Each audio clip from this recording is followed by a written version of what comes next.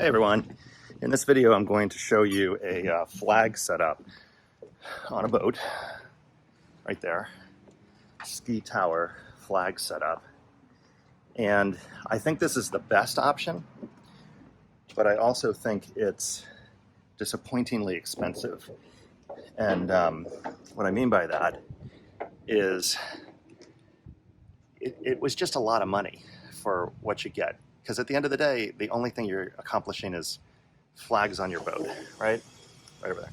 So my wife wanted flags on the boat, and these tower bars are super thick, so there's really not a lot of options. And what I ended up going with was a recommendation from a Facebook group on these Big Air, and you could hang the boat from this thing. I mean, it's solid. I'm going to flip the camera around and show it to you in a minute, but between these, the posts, this foam that I put in here, I bet I have 200, 400, about 450 bucks maybe in 2 flags.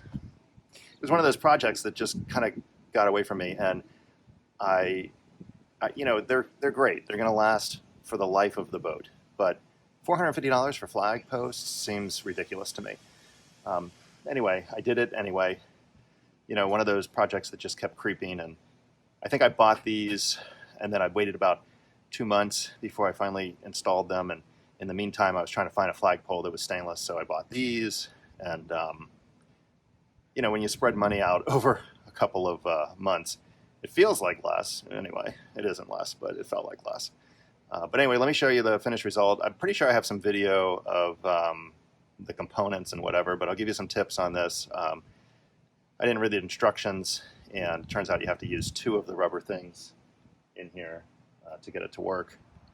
But once it's on, it's on. I mean, the thing's incredible.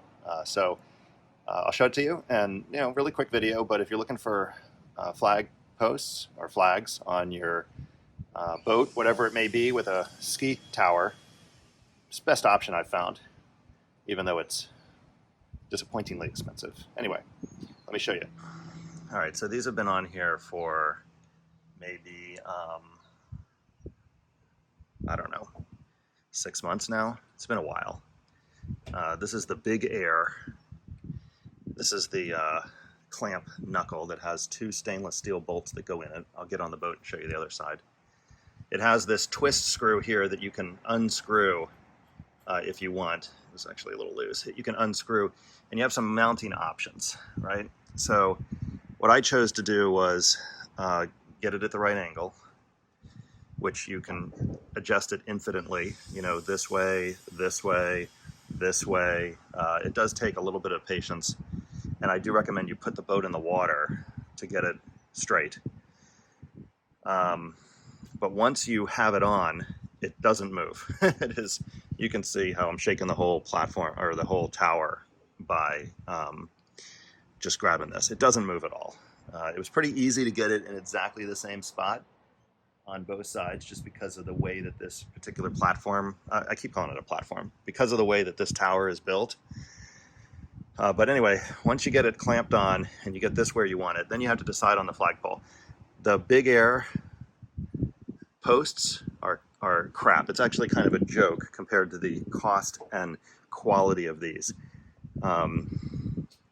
These were, I want to say, $149 each, $130 maybe. They charge you shipping. It's not one of those free shipping companies. So for $130 you get a heavy duty aluminum, all the stainless fittings, these rubber things that don't corrode.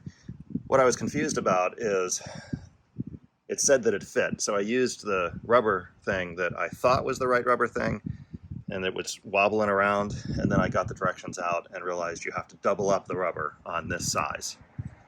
So there's this one that has the collar on it, and then right underneath this is another piece of rubber that doesn't have a collar.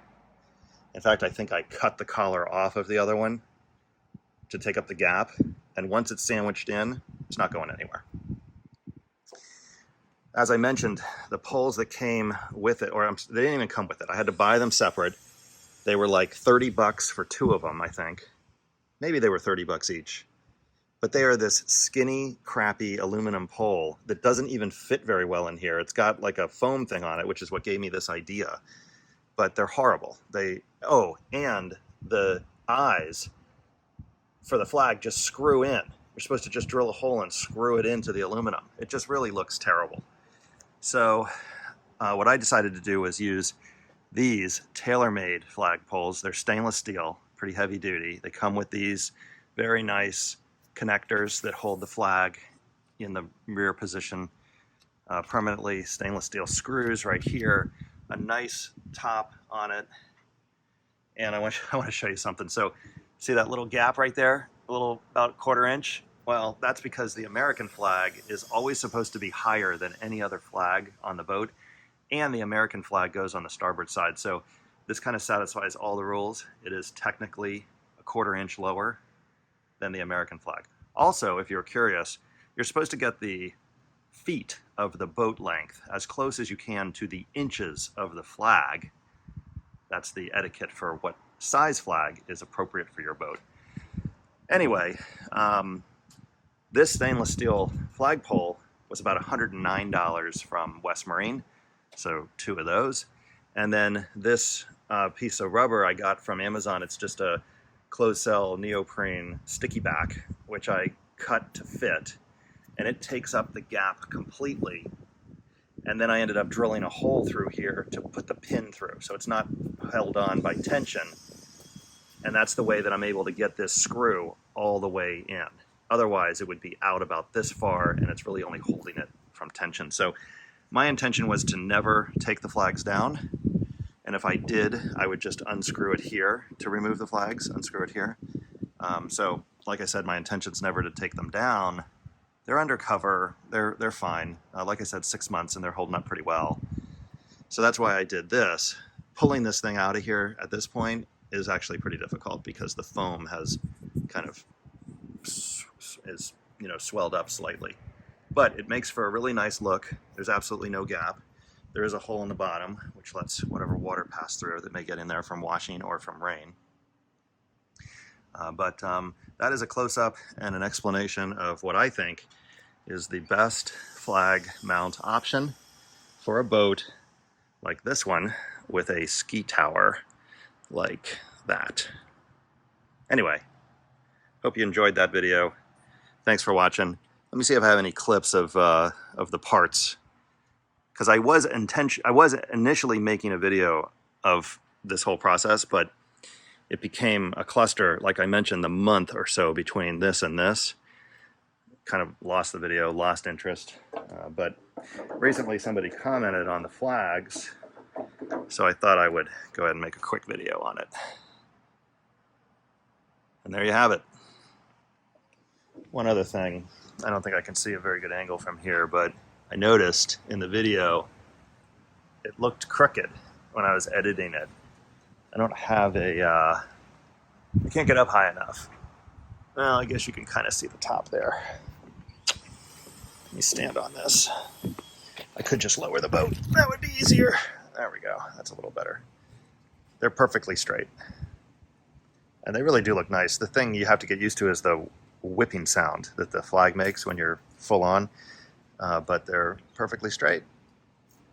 And also when it's on the lift, it looks slightly slanted backwards, but when the boat's in the water is when you want it to be straight. So like I mentioned in the beginning, I really recommend you put them on snug and then go put the boat in the water, get somebody to stand at the beach or whatever, stand on the dock and look at it and tell you what to do.